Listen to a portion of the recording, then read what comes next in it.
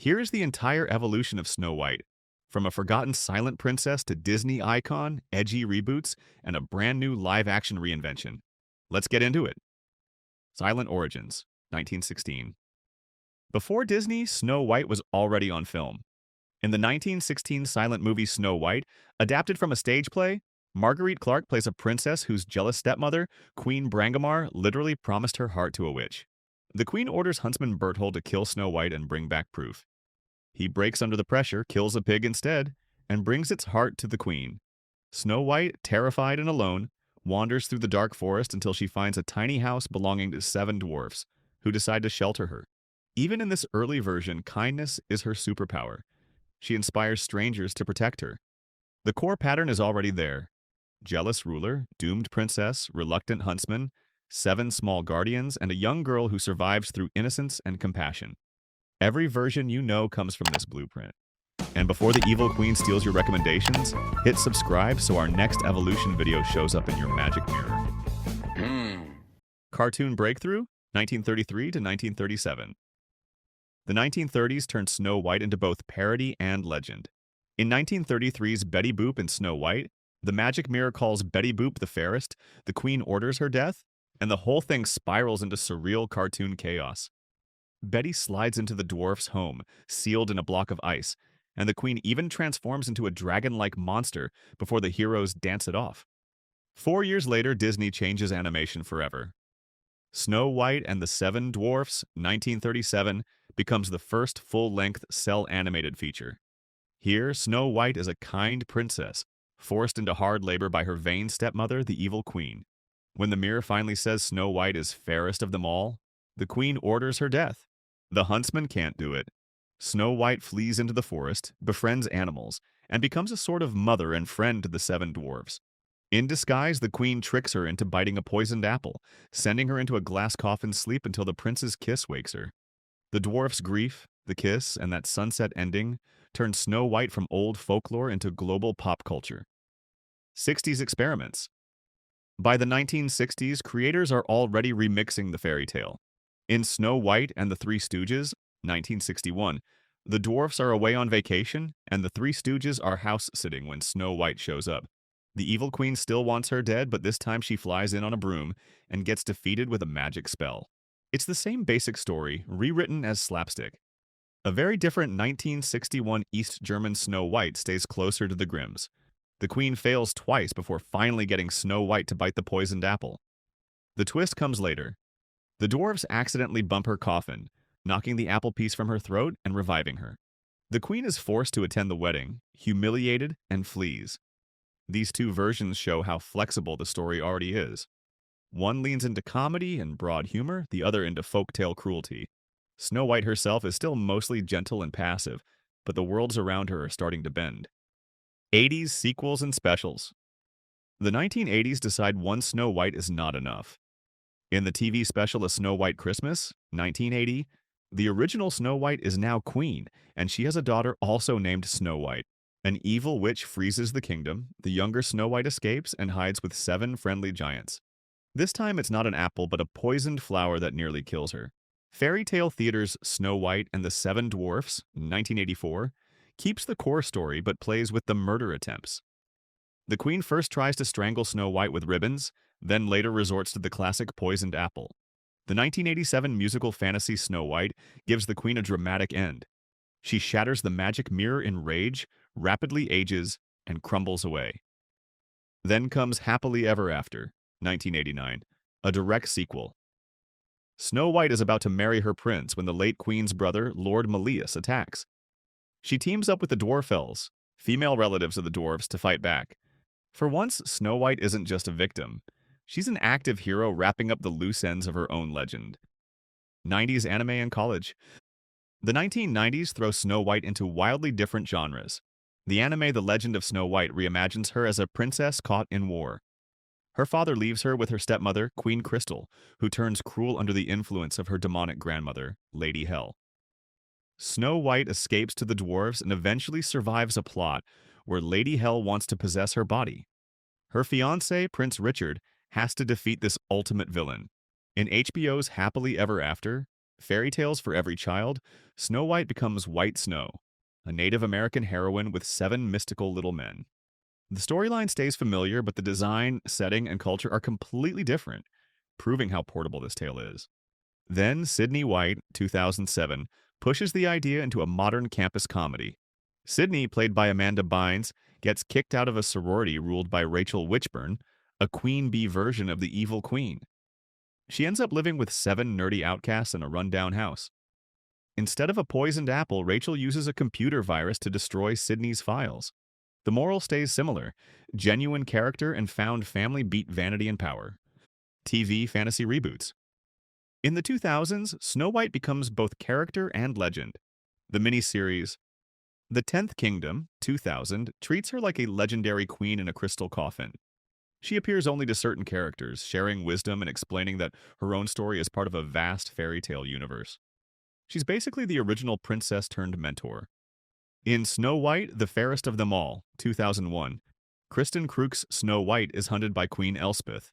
She flees into the forest, befriends Sunday, leader of the dwarfs, and helps plan the queen's downfall. She's still gentle, but more involved in her own rescue. Disney, meanwhile, keeps her alive in cameos. Mickey's Magical Christmas, Mickey's House of Villains, and the House of Mouse series show her as a regular guest. In one episode, she gives Pluto the true love's kiss solution to wake the sleeping staff. Even when she's not starring, Snow White is still the guide to all things princess logic. Comedy universes. Elsewhere, Snow White's world just gets sillier. The German comedies Seven Dwarfs, Men Alone in the Wood, 2004, and Seven Dwarfs. The Forest is Not Enough, 2006, are full parodies. In the first, the dwarfs prep a surprise party for Snow White's 18th birthday, only for the evil queen to kidnap her. One dwarf reveals he's actually the long-lost king, making him her father. In the sequel, Snow White is now a queen and mother. A scheming evil one tricks a guard into signing a contract that will give him Snow White's child. The only way out is to guess his real name, a Rumpelstiltskin-style twist. With help from the dwarves, Snow White races against time. These movies treat fairy tales like a shared comedy universe.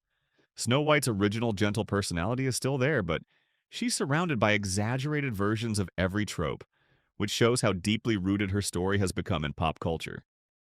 Warrior Snow White. The 2010s bring one of the biggest reinventions. Snow White and the Huntsman, 2012, turns her into a warrior queen. She's the only child of King Magnus and Queen Eleanor, locked away by the sorceress Ravenna, who feeds on youth and beauty. When Snow White escapes into the dark forest, Ravenna sends the huntsman to kill her. Instead, he becomes her protector and trainer. Together, they gather allies and march on the castle. In the final battle, Snow White faces Ravenna herself and strikes the killing blow. Instead of ending with a wedding, the movie ends with her coronation. The fairest of them all now means someone strong enough to defeat a tyrant, not just someone pretty enough to envy. The same year, Mirror Mirror offers a brighter, more comedic version. Lily Collins' Snow White is stubborn and witty, learning swordplay from 7 dwarf bandits and challenging her glamorous stepmother.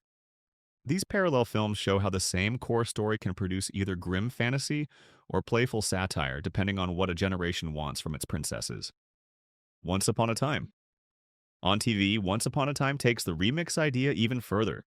Snow White is split into 2 identities: Mary Margaret Blanchard, a mild schoolteacher in our world, and Snow White, a bandit princess in the Enchanted Forest.